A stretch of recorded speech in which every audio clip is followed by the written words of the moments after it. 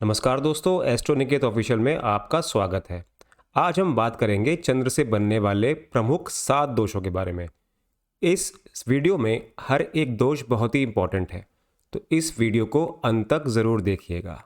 देखिए, चंद्र दोष एक बहुत खतरनाक दोष माना जाता है। ऐसा क्यों होता है?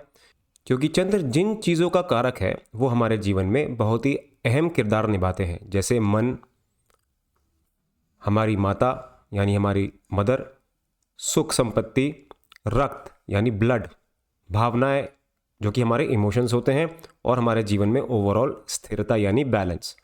अगली चीज़, चंद्र सबसे तेजी से राशि बदलता है। लगभग 2.25 दिन या 2.5 दिन में एक राशि बदल लेता है, तो इसका मन पर तुरंत असर आता है।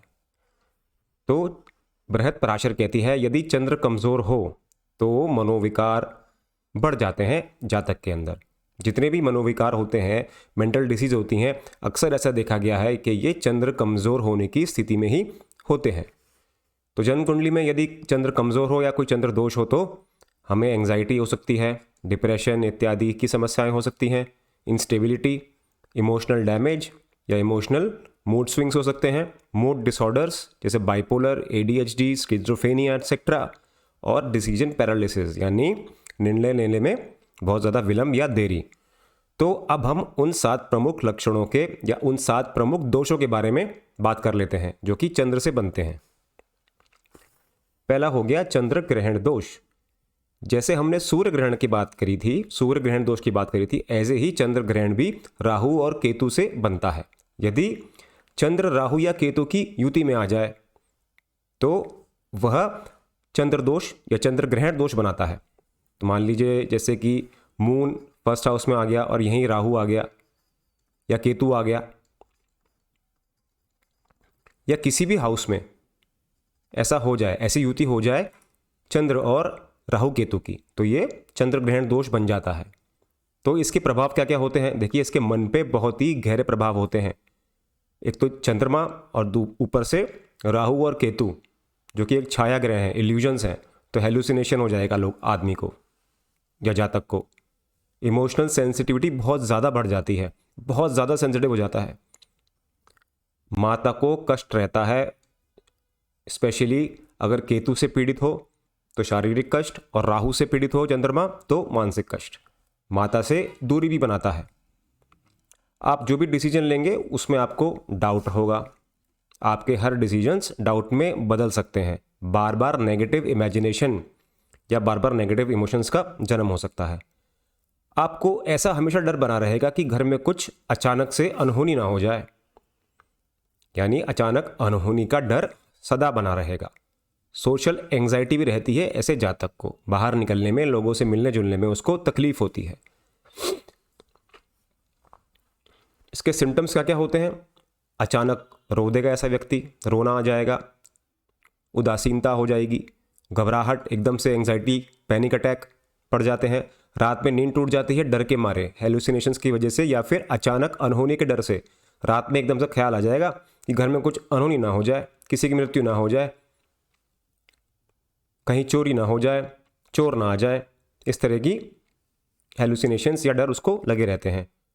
उसको किसी पर भी ट्रस्ट करने में बहुत बड़ा इशू आता है, एक तरह से शकी मिजाज का हो जाता है जातक, तो लोगों पर बहुत डाउट करता है, शक करने लगता है। तो यदि चंद्र और राहु मान लीजिए चौथे घर में आ जाए, जो कि हमारे घर का, वाहन का, सुख, माता इत्यादि का घर होता है, तो इसमें घर बदलेगा जातक का बार बार। वह अपना परमानेंट रेसिडेंस आसानी से नहीं बना पाएगा, और माता के स्वास्थ्य में भी दिक्कत आएगी, क्योंकि चौथे भाव में माता को देखा जाता है। वहीं यदि चंद्र और केतु मान लीजिए 8वें घर में हो गए, तो 8वां घर किन चीज़ों का होता है? छिपी हुई चीज़ों का, रहस्यमयी चीज़ों का, हिडन थिंग्स का। तो उसका माइंड तो रिसर्च ओरिएंटेड हो जाएगा, एक तरह से पॉजिटिव भी है, लेकिन उसको अननोन चीज़ों का डर बढ़ जाएगा। जैसे मैंने पहले डिस्कस करा था, उसको हेलुसिनेशंस के अटैक आएंगे, वो चीज़ें इमेजिन करना शुरू कर देगा। अचानक अनहोनी का डर जैसे मैंने बताया था उसको बना रहेगा। तो ये हो गया चंद्र ग्रहण दोष। अब अगले दोष पर चलते हैं। ये सबसे भयावह और सबसे डरावना या मोस्ट फियर्ड मून दोष है केमद्रुम दोष। केमद्रुम दोष ये होता कब है? जब भी चंद्रमा किसी भाव में बैठा हो तो उसके 12वें और द्वितीय भाव में कोई ना हो, कोई और ग्रह ना हो।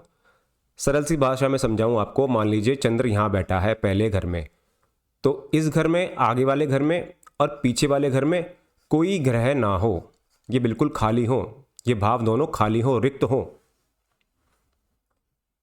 तो यह केमद्रुम दोष बन जाता है।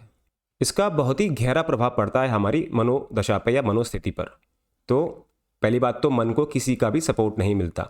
तो मन यानी ऐसा जातक जो होता है वह बहुत ही अकेला फील करता है, आइसोलेटेड फील करता है, लोनली फील करता है। उसके जीवन में अचानक से गिरावट आ जाती है डर के कारण या किसी की सहायता ना मिलने के कारण। उसको कोई इमोशनल सपोर्ट नहीं मिलता है जब उसको चाहिए होता है बुरे समय में। उसको इसीलिए अक्सर जीवन में बार बार जीरो से यानी स्टार्टिंग से शुरुआत करनी पड़ती है। और बचपन से जवानी तक उसका लगभग संघर्ष में ही बीतता है। क्यों? क्योंकि उसको सपोर्ट नहीं मिलता। मून क्योंकि माता का कारक है, लग्जरी का है और नर्चरिंग का भी है। जो बचपन में उसको सपोर्ट दिया जाता है उसका भी कारकत्व चंद्रमा से देखा जाता है, तो सपोर्ट भी नहीं मिलता इस जातक को। तो इमोशनल वैक्यूम एक तरह से उसके जीवन में रहता ही रहता है। ऐसे में उसमें सेल्फ वर्थ में भी कमजोरी आ जाती है, मतलब अपने आप को कम आंकने लगता है ऐसा जातक। तो सिम्टम्स देख लीजिए, अकेलापन रहता है उस जातक में, आइसोलेशन का शिकार हो जाता है, डिप्रेशन उसको हो सकता है, यह बहुत ज़्यादा ही प्रोबेबिलिटी है। वो अकेला रहना पसंद करेगा बंद कमरे में, और ज़्यादातर वो ऐसा व्यक्ति अंधेरे में रहता है और बहुत ही चुपचाप रहता है, चुप, किसी से बोलता नहीं है, बिल्कुल ही चुप रहता है। उसको हर समय असुरक्षा का भाव रहता है क्योंकि उसके मन को सपोर्ट नहीं मिला है शुरू से। किसी भी रिश्ते में जाने से उसको डर लगा रहता है। वही क्योंकि बचपन में या बचपन से किशोरावस्था तक उसको सपोर्ट नहीं मिला, इमोशनल सपोर्ट नहीं मिला, तो उसको लगता है कि आगे भी ऐसा ही चलेगा, तो वो किसी भी रिलेशनशिप में जाने से डरता है। हर खुशी उसको टेम्परेरी लगती है और होती भी है। खुशी बहुत ही कम टाइम के लिए आती है, दुख लंबा चलता है ऐसे जातक का। और जब भी उसको खुशी आती है उसे पता होता है कि ज़्यादा चलेगी नहीं और वो उस खुशी को एंजॉय भी नहीं करता। अचानक से मेंटल ब्रेकडाउन का शिकार हो जाएगा। उसको मेंटल प्रॉब्लम अचानक से आ जाएगी बैठे बैठे रातों रात। अगर किसी की भी कुंडली में ये हो तो आप ये प्लीज़ वेरीफाई कर लीजिएगा। आपकी कुंडली में हो या आपके किसी शुभचिंतक की कुंडली में हो या आप अगर ज्योतिष हैं आपके किसी क्लाइंट की कुंडली में हो, तो ये चीज़, ये केमद्रुम दोष बहुत ज़्यादा फियर्ड होता है, बहुत ज़्यादा स्ट्रांग होता है और ये सिम्टम्स उसमें पाए जाएंगे। अच्छा, अब इसके रिजल्ट्स देख लीजिए। धन आता है पर टिकता नहीं है क्योंकि इमोशनल स्टेबिलिटी नहीं है। इमोशनल स्टेबिलिटी नहीं होती तो धन एक्चुअली वो स्टेबिलिटी से या फिर लगातार कमा भी नहीं पाता। कभी कमाएगा, कभी घर बैठ जाएगा, कभी उसको किसी जॉब में दिक्कत आ जाएगी, जॉब छूट जाएगी। करियर सेटल होने में बहुत समय लग जाता है। अक्सर 35-36 साल के बाद ही ऐसे जातक का करियर सेटल हो पाता है। मन कभी भी स्टेबलाइज यानी स्थिर नहीं रहता है, स्थिर बुद्धि नहीं रहता है। मान लीजिए अब जैसे मैंने एग्जाम्पल में देखा, आपका चंद्र 7वें घर में है जो कि शादी का या स्पाउस का, मैरिज का भाव है। यहाँ पर ये केमद्रुम दोष बना दे, मतलब यहाँ भी कोई प्लैनेट नहीं, इस भाव में भी कोई प्लैनेट नहीं, छठे में कोई प्लैनेट नहीं और 8 में भी कोई नहीं, तो मैरिज लाइफ में उसको इमोशनल डिस्टर्बेंस ही मिलेगा। पार्टनर से मिसअंडरस्टैंडिंग होती रहेगी, पार्टनर से ऐसा जातक बात नहीं करेगा, चीज़ें छुपाएगा, चुपचाप रहेगा, अकेले रहना पसंद करेगा। जो एक शादीशुदा जीवन होता है उसमें भी विघ्न आएगा और ऐसा जातक हमेशा अकेला रहना पसंद करेगा अपनी बीवी से, या यदि किसी महिला को ये दोष है तो वह अपने पति से दूरी बनाकर रखना चाहेगी। अगला दोष आ गया, तो ये भी बहुत साइकोलॉजिकल इफेक्ट डालता है जातक के मस्तिष्क पर। यह आ गया चंद्र शनि दोष। इसको विष योग या विष दोष भी कहा जाता है। तो ये कब बनता है? जैसे नाम में ही पता लग रहा है आप लोगों को, चंद्र और शनि विष योग। तो चंद्र और शनि की युति, चंद्र शनि की युति, या चंद्र शनि की दृष्टि में आ जाए, जो कि 7वीं होती है और तीसरी और 10वीं भी होती है। इसका प्रभाव क्या क्या रहता है? ठंडापन शरीर में और इमोशनल कोल्डनेस भी, एकदम से ब्लंट रहता है ऐसा व्यक्ति। और शरीर में ठंडापन रहता है मतलब उसको कोल्ड सेंसिटिविटी रहती है, उसको ठंड बिल्कुल बर्दाश्त नहीं होती। अगर किसी की कुंडली में चंद्र शनि या विष योग है तो आप ये देख लीजिएगा कि ऐसा जातक गर्मियों में भी लगभग गुनगुने पानी से ही नहाएगा, उसको ठंड तो बर्दाश्त ही नहीं है। सर्दी की बात तो छोड़ ही दीजिए, हल्के से भी ठंड लग जाएगी, एसी भी बहुत 28-29 पे चलाएगा। डिप्रेशन लाइक पैटर्न्स बने रहते हैं, स्पेशली ऐसे दोष में सर्दियों में उसको डिप्रेशन बढ़ जाता है, जिसको बोलते हैं सीजनल इफेक्टिव डिसऑर्डर।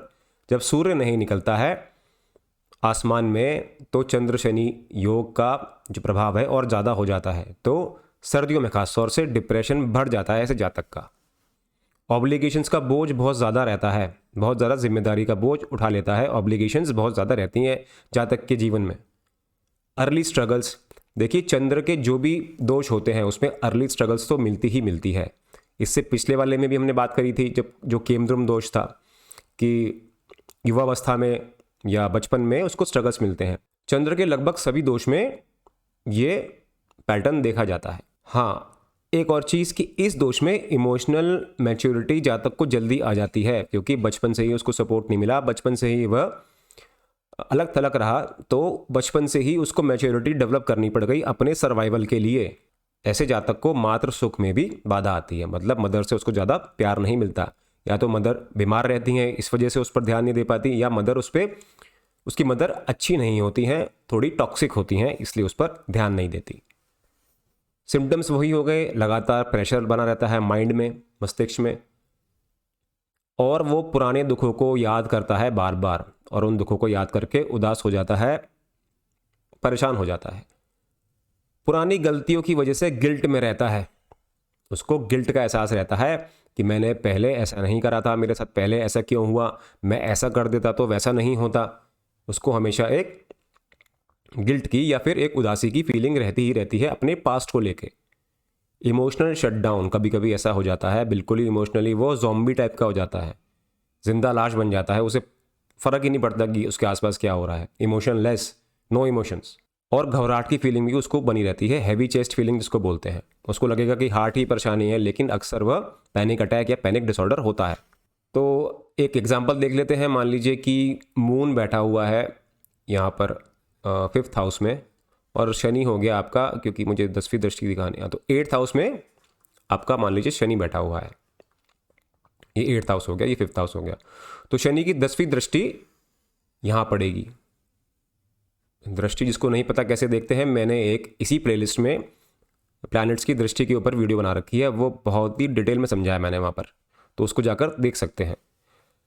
तो ये मून है 5th हाउस में और शनि की दृष्टि पड़ रही है 10वीं, या शनि यहाँ युति भी कर सकता था।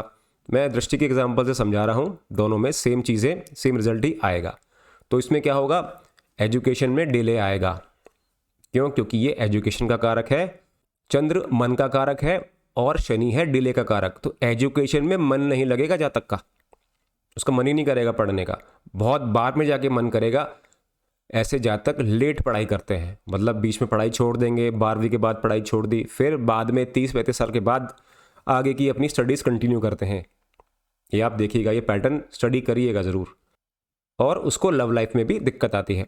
एक्चुअली ये लव का भी हाउस होता है, मैरिज का एक्चुअली 7th हाउस होता है। बहुत से लोग 7th को ही लव का हाउस मान लेते हैं इसको, लेकिन ये मैरिज का हाउस होता है, लव का 5th ही होता है। ठीक है, तो लव में भी दिक्कत आती है। लव में भी जहाँ तक डिसाइड नहीं कर पाता कि अपने पार्टनर के साथ मुझे आगे फ्यूचर में क्या करना है, शादी करनी है नहीं करनी, रहना है नहीं रहना, तो चीज़ों में डिले करता रहता है। तो अक्सर ऐसे जातक का रिलेशनशिप टूट जाता है, आगे कंटिन्यू नहीं हो पाता। अब चंद्रमंगल दोष हो गया, तो ये अंगारक दोष नहीं है, अंगारक दोष राहु और मंगल से बनता है। तो ये क्या होता है, मून या चंद्र और मंगल की युति, या फिर एक दूसरे पर दृष्टि डाल दे, परस्पर दृष्टि हो जाए। मान लीजिए मैं एक घर के एग्जांपल लेके दे रहा हूँ, मैं आपको दिखा देता हूँ। फर्स्ट हाउस में मान लीजिए कि यहाँ चंद्र भी है, मून और मार्स भी है, ठीक है। तो ये बन गया चंद्र मंगल दोष लगन में। ये किसी भी हाउस में हो सकता है। इसका साइकोलॉजिकल इम्पैक्ट क्या होता है, देखिए, क्योंकि मंगल जो होता है एनर्जी का कारक होता है, तो अगर एनर्जी डिसबैलेंस हो गई क्योंकि दोष बन गया तो क्रोध आएगा उसको, इमोशनल एक्सप्लोजन्स हो जाएंगे। बहुत ज़्यादा क्रोध आता है ऐसे जातक को, एकदम से क्रोध आएगा, चीज़ों को तोड़फोड़ करने लगेगा।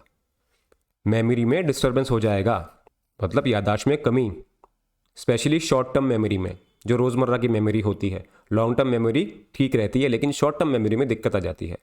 Mood swings, ups and downs mood में ऐसा रहेगा। मंगल की एनर्जी, देखिए दोनों ही फास्ट मूविंग प्लैनेट हैं। सबसे ज़्यादा तो फास्ट मूविंग चंद्र ही है, और मंगल भी फास्ट मूविंग प्लैनेट में ही काउंट होता है। तो मूड स्विंग्स बहुत जल्दी जल्दी ऐसे जातक में देखे जाते हैं। रिएक्शंस बहुत तेज़ देगा, बहुत तेज़ी से रिएक्ट करेगा, बिना सोचे समझे रिएक्ट कर देगा चीज़ों पर, बोल देगा कुछ भी, लड़ाई झगड़ा कर लेगा, कुछ भी रिएक्शन दे सकता है। अनप्रेडिक्टेबल नेचर होता है। जब ये बिगड़ जाए दोस्त तो इम्पल्सिव स्पेंडिंग, मतलब उसको अपने खर्चे पे कंट्रोल रहेगा ही नहीं, बहुत ज़्यादा खर्चा करेगा। स्पेशली ये फेज़ होता है बाइपोलर में, मेनिया फेज़। तो मेनियाक फेज़ में ये चंद्र मंगल का दोष, इसका रोल दिखा गया है। इम्पल्सिव स्पेंडिंग मतलब ओवर स्पेंडिंग। एग्रेसिव कम्युनिकेशन, गाली गलौज से बात करेगा, हर बात पे गाली देगा, अपने घर वालों को गाली देगा, सड़क पे किसी से गाली से बात करेगा। हालांकि घर आके पछताता है, वो बाद में पछताता है, लेकिन उस वक्त at the spur of the moment उसको कुछ भी समझ में नहीं आता कि मैं क्या बोल रहा हूँ। तो सिम्टम्स यही होगा कि बिना सोचे समझे बोल देना कुछ भी, या कुछ कर देना, कुछ हरकत ऐसी कर देना जो बाद में पछताना पड़े। बातों को पर्सनली ले लेता है, अपने मन में लगा लेता है, मन से लगा लेता है, भूलता नहीं है, कई दिनों तक उसके बारे में सोचता रहता है। ऐसे जातक का रिलेशनशिप में, अपने संबंधों में लड़ाई झगड़ा, आर्ग्यूमेंट्स आम हैं, क्योंकि मंगल की ऊर्जा बिगड़ गई है। एकदम से डर जाएगा किसी चीज़ से, और एकदम से गुस्सा भी हो जाएगा। मूड स्विंग्स, ये मूड स्विंग्स का नेक्स्ट स्टेप है। तो अब मैं एग्जांपल देता हूँ, जैसे मैंने यहाँ लगन में बताया था। मान लीजिए कि ये दोष बन रहा है सेकंड हाउस में, मून और मार्स यहाँ बैठे हैं, या युति बन रही है, कैसे भी आप इमेजिन कर लीजिए। तो ये होता है स्पीच का हाउस। ये मैंने हाउसेस के लेक्चर में समझाया है, इसी प्लेलिस्ट में आप देख सकते हैं। तो ये इसकी स्पीच कैसे हो जाएगी, कड़वी, बहुत ज़्यादा क्रूर स्पीच, कुछ भी बोल देगा, गाली गलौज करेगा, क्योंकि पहले ही इसका कुछ भी इंपल्सिव बिहेवियर तो होता ही है, ऊपर से ये स्पीच के घर में बन गया है दोष। तो स्पीच में प्रॉब्लम्स लाजमी है। स्पीच बहुत ही कड़वी होगी, बहुत तीखी होगी, फियर्स होगी। मान लीजिए एक एग्जांपल और देख लेते हैं कि मान लीजिए ये दोष यहाँ बन जाए फोर्थ हाउस में, तो घर की प्रॉब्लम, घर में समस्याएं, ठीक है, घर में स्ट्रेस, लड़ाई झगड़ा। और मान लीजिए मंगल यहाँ हो जाता है, मून यहीं रहता है, मान इसको मिटा देता हूँ, तो इसकी दृष्टि यहाँ पड़ गई सातवीं। तो ये ऑफिस का स्ट्रेस घर में लेके आएगा, क्योंकि मंगल की एनर्जी ऑफिस में तो कुछ कर नहीं पाएगी, ऑफिस में तो कुछ करेगा नहीं, क्योंकि वहाँ पर बॉसेस हैं, सब कुछ है, वर्क प्लेस है, एक पूरा मैनेजमेंट है। तो उसकी एनर्जी, उसकी जो नेगेटिव एनर्जी है, ऑफिस की स्ट्रेस है, वो घर लेकर आएगा और घर पर लड़ाई झगड़ा या कलेश करेगा। तो ये भी एक अच्छा दोष नहीं है, थोड़ा उल्टा ही दोष है। अब बात करते हैं चंद्र पाप कर्तरी दोष की। देखिए ये चंद्र जब दो पाप ग्रहों से पीड़ित हो, इसके आगे पीछे क्रूर ग्रह बैठे हों, ठीक है, या पाप ग्रह बैठे हों। पाप ग्रह कौन कौन से होते हैं, या क्रूर ग्रह कौन कौन से होते हैं, मंगल, शनि, राहु, केतु और सूर्य। बहुत से टेक्स्ट में मंगल और सूर्य को काउंट नहीं करा जाता, लेकिन हम इस वीडियो के लिए इनको काउंट कर रहे हैं, क्योंकि ये क्रूर ग्रह तो है ही। तो इसका डीप वैदिक इफेक्ट्स क्या क्या हो गए, देखिए मून ट्रैप हो गया। मान लीजिए मून यहाँ पर है, और यहाँ मान लीजिए सूर्य है, या फिर शनि मान लीजिए, सैटर्न मान लीजिए, यहाँ राहु मान लीजिए, ठीक है। तो दो के बीच में ये ट्रैप हो गया, दो पाप ग्रहों के बीच में मून ट्रैप हो गया। तो ये सफोकेटेड फील करेगा जातक, क्योंकि मून तो सौम्य ग्रह है, लाइट ग्रह है, तो इमोशनल सफोकेशन होगी जातक को। कोई सहारा नहीं दिखेगा। ये भी केमद्रुम दोष की तरह ही कार्य करता है, लेकिन इसमें थोड़ा प्रेशर इन्वॉल्व हो जाता है। डिप्रेशन के साथ साथ प्रेशर भी आ गया माइंड में, तो कांस्टेंट प्रेशर की फीलिंग उसको हमेशा लगी रहेगी। उसका मन ऐसा लगेगा कि किसी ने दबा दिया हो, स्क्वीज्ड हो गया हो।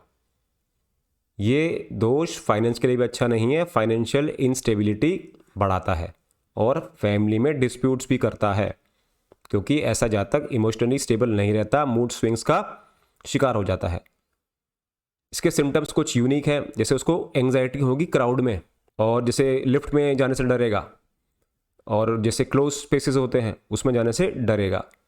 उसको कोलेस्ट्रॉल और थायराइड की दिक्कत हो सकती है। एक चीज़ मैं और लिखना भूल गया, उसको किडनी की प्रॉब्लम्स भी हो सकती हैं, क्योंकि डर की वजह से किडनी भी कभी कभी फेल हो जाती हैं। 24 घंटे ओवर थिंकिंग करेगा 24/7 और ईजीली क्राई कर जाएगा। देखिए, ये ईजीली क्राई करना ये चंद्र के हर दोष में पाया जाता है, ये कॉमन होता है, क्योंकि इमोशनली स्टेबल नहीं होता। तो जैसे मैंने बताया, मान लीजिए मून 6th हाउस में है, मान लीजिए मून 6th हाउस में है और आगे पीछे इसके शनि और मान लीजिए यहाँ मंगल इसमें है, तो ये पाप करते योग बन गया। तो इस दोष में क्या क्या होगा, क्योंकि मून 6th हाउस में है जो कि रोग ऋण और शत्रु का होता है, सर्विस का भी होता है, जॉब का भी होता है, तो उसको जॉब का स्ट्रेस रहेगा, जॉब में प्रेशर फील करेगा। उसके जो बॉसेस होते हैं और जो उसके मैनेजर्स होते हैं वो उसको दबाएंगे, उसको प्रेशराइज करेंगे अपने काम में। डिसिप्लिन की वजह से उसको दिक्कत होगी, उसको ऐसा ऑफिस मिलेगा जब बहुत ज़्यादा डिसिप्लिन चाहिए होता है, तो वह एक तरह से एक्सट्रीमली स्क्वीज्ड फील करेगा और उसको हेल्थ इशू बन जाएंगे, क्योंकि ये रोग का भी घर है। तो चंद्र से रिलेटेड जो भी डिसीज़ हैं, जैसे स्पेशली मेंटल डिसीज़, तो उसको बनेंगी ही बनेंगी। तो इस घर के कारकत्व या इस भाव के कारकत्वों में नेगेटिव इम्पैक्ट देखने को मिलेगा, यानी रोग ऋण शत्रु सर्विस इत्यादि में उसको नेगेटिव इम्पैक्ट मिलेगा, स्पेशली इमोशनली और मेंटली। अब कंबस्ट मून दोष देख लेते हैं, यानी चंद्र अस्त दोष। जब चंद्र और सूर्य में लगभग 12 डिग्री से कम का डिस्टेंस रह जाए, ये एक हाउस में भी हो सकता है और 2 भावों में भी मिलाकर हो सकता है, मतलब डिग्री देखी जाती है इसमें। तो इसका इम्पैक्ट क्या क्या होगा, मन की शक्ति बहुत कम हो जाएगी। क्यों? क्योंकि मन की शक्ति को कौन ढक लेगा? सूर्य की ईगो। सूर्य की एनर्जी मून की एनर्जी को फलने फूलने नहीं देगी, तो इमोशनली वीक करती है। आत्मविश्वास में कमी खत्म हो जाएगा लगभग। सेक्सुअल और इमोशनल एनर्जी लो हो जाएगी उसकी, बोथ फिजिकल एंड मेंटल। उसकी आइडेंटिटी वीक हो जाएगी। क्यों? क्योंकि सन की जो ईगो है वह उसकी आइडेंटिटी को, स्पेशली जो मेंटल आइडेंटिटी बना रखी है उस जातक ने, उसको दबाएगी, उसको फोर्स करेगी और एक डाउनवर्ड स्पाइरल आएगा उसके मेंटल एनर्जी में। उसकी ओवरऑल पर्सनैलिटी ओवरशैडो हो जाएगी बाय सन। तो उसको डिसीजन लेने में हिचक आएगी, दूसरों से इन्फ्लुएंस बहुत जल्दी हो जाएगा। क्यों? क्योंकि खुद के इमोशंस रहे ही नहीं और सन से पीड़ित हो गया, यानी सूर्य से अस्त हो गया, तो दूसरों पर निर्भर होगा, तो उनके इन्फ्लुएंस में आएगा ही आएगा। कभी कभी उसको मौका मिला या नहीं, मान लीजिए कुछ परफॉर्म करने का, कहीं पर कुछ करने का, स्पॉटलाइट में आने का, तो डरेगा। उसको इतना अपने अंदर कॉन्फिडेंस ही नहीं रहेगा कि मैं कहीं जाकर कुछ कर दूं, तो अपॉर्चुनिटीज़ बार बार मिस करेगा। फेंट सी फीलिंग रहेगी उसको, मतलब हल्कापन सा और कमज़ोरी सी, दिमाग से भी और शारीरिक तौर पर भी सोता सोता फील करेगा, दिन भर टायर्ड फील करेगा। तो ये कुछ सिम्टम्स हो गए इसके। एग्जाम्पल देख लेते हैं। मान लीजिए कि सन 4th हाउस में कर लेता हूँ। सूर्य मान लीजिए यहाँ 10 डिग्रीज पर है और मून यहाँ पर हो गया 15 डिग्रीज पर, तो यहाँ क्या बन गया? चंद्रस्त दोष।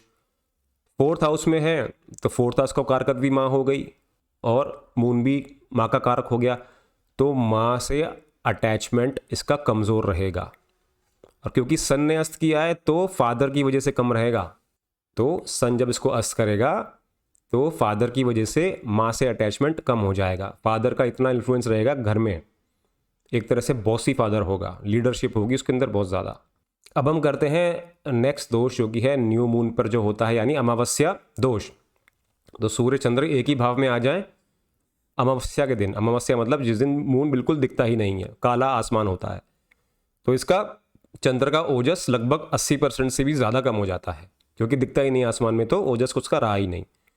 व्यक्ति इमोशनली ड्रेन्ड फील करेगा, जीवन में कोई क्लैरिटी नहीं, कोई गोल नहीं, कोई लक्ष्य नहीं, और आत्मविश्वास में कमज़ोर तो होता ही है, ऐसा जातक।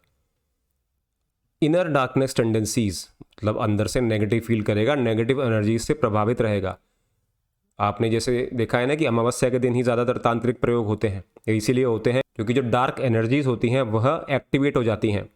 तो ऐसा व्यक्ति जीवन भर नज़र दोष इत्यादि से, ऊपरी चीज़ों, ऊपरी बाधा से पीड़ित रहेगा। जिसकी कुंडली में, लगन कुंडली में अमावस्या दोष है तो उसको रेगुलरली अपना ट्रीटमेंट करवाना पड़ेगा। मातृ सुख में बाधा आएगी, माँ की तरफ से जो सुख मिलते हैं उसमें बाधा आएगी, उसमें रुकावट आएगी। हर प्रॉब्लम पर्सनली लेगा जाता कैसा। रात में ओवर थिंकिंग, क्योंकि नेगेटिव एनर्जी रात में एक्टिवेट हो जाती हैं। अकेलापन, लोनलीनेस और इमोशनल एग्जॉशन। तो मान लीजिए ये मैं बनाता हूँ 8th हाउस में, मान लीजिए सन और मून एक ही घर में है, इसमें डिग्री नहीं देखी जाएगी जब एक हाउस में होगा तो इसमें इसको एक तरह से हिडन चीज़ों का डर लगा रहेगा, जैसे ऑकल्ट का, किसी तंत्र विद्या का, या उसको रात में सोने में आवाज़ें आएंगी, है ना, या फिर डरावने सपने आ सकते हैं। जीवन में टेंशन रहेगी हर चीज़ में, और लाइफ ट्रांसफॉर्मेशन इवेंट्स में भी दिक्कतें आएंगी, मतलब लाइफ अटक सी जाएगी। लगता है कोई बाधा आ जाएगी, यानी कोई बाधित कर देगा, ऐसे जातक का पूरा जीवन, मतलब कार्य में, हर चीज़ों में बाधा ही बाधा। अब हमको चंद्र की रेमेडीज़ देख लेते हैं, चंद्र दोष की रेमेडीज़ देख लेते हैं। देखिए ये मंत्र वाली बताता हूँ पहले। तो ये 2 मंत्र हो गए। ओम सोम सोमाय नमः होता है, या मैं सोम लिखना भूल गया, सोम, ठीक है। ओम सोम सोमाय नमः और ओम चंद्राय नमः, ये दोनों मंत्र होते हैं, इसका भी आप जाप कर सकते हैं। महामृत्युंजय मंत्र का जाप करें, हो सके तो रोज़ाना करें, डेली करें, वरना सोमवार को तो करें ही करें। कुछ पूजा वाले उपाय देख लीजिए। शिव अभिषेक करें दूध और जल का मिक्सचर से, दूध में जल मिला लीजिए और उसको शिव लिंग पर डालिए। चंद्र यंत्र की स्थापना आप अपने कार्यस्थल में या घर में कर सकते हैं। मंडे की फास्टिंग, गंगा जल से स्नान, ये भी उपाय हो गए। तीसरे उपाय हो गए दान वाले। सफ़ेद चावल का दान कर सकते हैं आप, दूध का, दही का, चांदी के सिक्कों का, या चांदी की प्लेट्स जो होती हैं छोटी चौकोर जो आती हैं स्क्वायर शेप में।